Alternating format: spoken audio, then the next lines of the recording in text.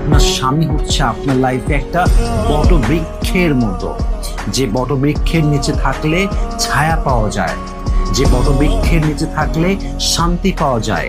স্বামী এমন একটা বটবৃক্ষ, যতক্ষণ পর্যন্ত স্বামীর ছায়া নারীর মাথার উপরে থাকে সেই নারী সম্মান পায়, সে নারীর অস্তিত্বকে সমাজ সম্মান করে, বাবা মা সম্মান করে, ভাই সম্মান করে, সমাজের লোক সম্মান করে।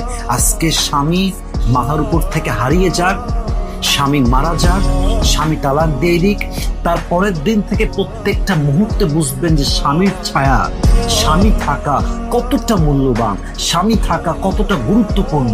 স্বামী মারা গেলে, স্বামী তালাক হয়ে গেলে স্বামীর সঙ্গে নিজের রক্তের মা, যার পেট থেকে আপনার জন্ম, এই মায়ের রূপটাও চেঞ্জ হয়ে যায়।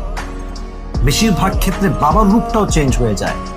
একজন মেয়ের জীবনটা স্বামী ছাড়া অস্তিত্বহীন। এটা সে বুঝবে যার স্বামী আজকে বেঁচে নেই। এটা সে বুঝবে যা তালাক হয়ে গিয়েছে, মায়ের বাসায় ধুকে ধুকে মরছে, না হচ্ছে দ্বিতীয় বিয়ে, না হচ্ছে সেখানে থাকা।